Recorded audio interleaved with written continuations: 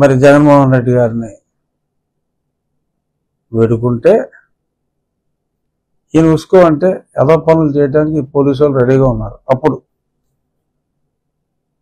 So ఆ వెధ పనులు చేయడానికి రెడీగా ఉన్నా అప్పుడు నాకు సిఐడిలో ఏదో పనులు చేయడానికి రెడీ అయ్యారు కొందరు. ఇప్పుడు విజయవాడ పోలీసులు మరి పైన ఏ అధికారి ప్రభావం ఉందో, బట్ ఆ పారిశ్రామికవేత్త కోసం ఒక ఫేక్ కేసు పెట్టి అక్కడి నుంచి ఎత్తుకొచ్చి మరి వారిని వేధించినట్టుగా ఏదో కేసు పెట్టాలంటే ఎవడొకటి కావాలి కదా. ఏదో కొంచెం అప్పుడప్పుడు బొంబాయి వెళ్ళేవాడు.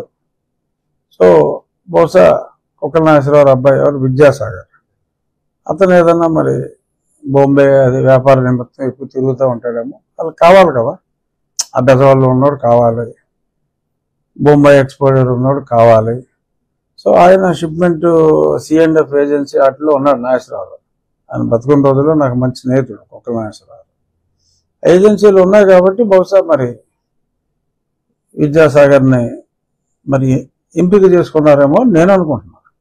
I may be wrong, but ఇతను నిమిత్త మాత్రుడు అనేది నా ప్రగాఢ విశ్వాసం. రేపో మాపో డీటెయిల్స్ వచ్చిన తర్వాత ఎలాగో తెలుస్తుంది ఇతను నిమిత్త మాత్రుడు అన్నది.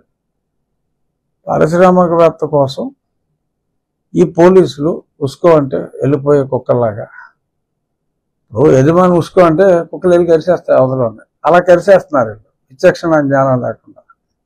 మరి బాంబే నుంచి అరెస్ట్ చేసి తీసుకురావాలంటే అక్కడ లోకల్ పోలీస్కి ఇన్ఫార్మ్ చేయాలి. వీళ్ళు నన్ను ఎత్తుకొచ్చినట్టున్నారు, అమ్మాయిని కూడా తీసుకొచ్చి ఆగవేగాల మీద తెచ్చేసారు. ఫ్యామిలీని లేపుకొచ్చారు. పోనీ పెట్టింది ఏదన్నా ఒక 5 కోట్లు డిమాండ్ చేసిందన్నా కూడా కొంచెం 5 లక్షల కోసం 5 లక్షలు డిమాండ్ చేసిందట. ఇల్లు ఫ్లైట్లో వెళ్ళి వాళ్ళు వేసి రావడానికి ఎంత ఖర్చు అవుద్ది? అసలు లాజిక్ ఉండాలి కదా. సో మరి నాకులాగా రాజద్రోహం కేసు పెట్టారా? కాదు, నన్ను 5 లక్షలు అడుగుతుందండి అని చెప్పి ఇతను పోలీసుకి కంప్లైంట్ ఇస్తాడు. ఎవరన్నా బొంబాయి వెళ్ళి అక్కడ పోలీసుకి ఇన్ఫర్మేషన్ కూడా లేకుండా వేసుకొచ్చేస్తారండి. అది అసలు నవ్వుతారు. సో అంచేత క్లియర్గా అర్థమైపోయింది, ఇక్కడ పారిశ్రామికవేత్త బాగానే ఉంటాడు, జగన్మోహన్ రెడ్డి బాగానే ఉంటాడు. రేపొద్దున బలైపోయేది అప్పటి పోలీసులు, విజయవాడ పోలీసులు. అప్పుడెవరో కాంతిరాణా టాటా, గున్ని వీళ్ళు ఉన్నారట. మరి ఆ ఓవర్ ప్లే చేసింది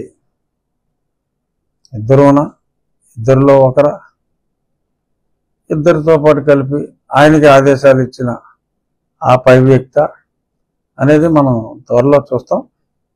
బట్ డెఫినెట్గా ఇది నన్ను ఎలా అయితే అప్పటికప్పుడు ఎత్తుకొచ్చారో ముందే ప్లాన్ చేసి, ఇది అటువంటి కేసు. సరే, ఇప్పుడు నా కేసు గురించి మాట్లాడాను కాబట్టి ఇవాళ మధ్యాహ్నం పోస్ట్ లంచ్ రావాలి. Item number 73 Vijaypal bail petition, అన్ని వివరాలు క్లియర్గా ఉన్నాయి. సో కాబట్టి అతనికి బెయిల్ వస్తుంది అని నేనైతే భావించట్లా. నాకు అందిన సమాచారం మేరకు అతను ఇంకా పరారీలోనే ఉన్నాడు. ఎందుకు పరారీలో ఉంటాడు? సో అతను తప్పు చేశాడు కాబట్టి పారిపోయాడు, అందులో ఎటువంటి అనుమానం లేదు.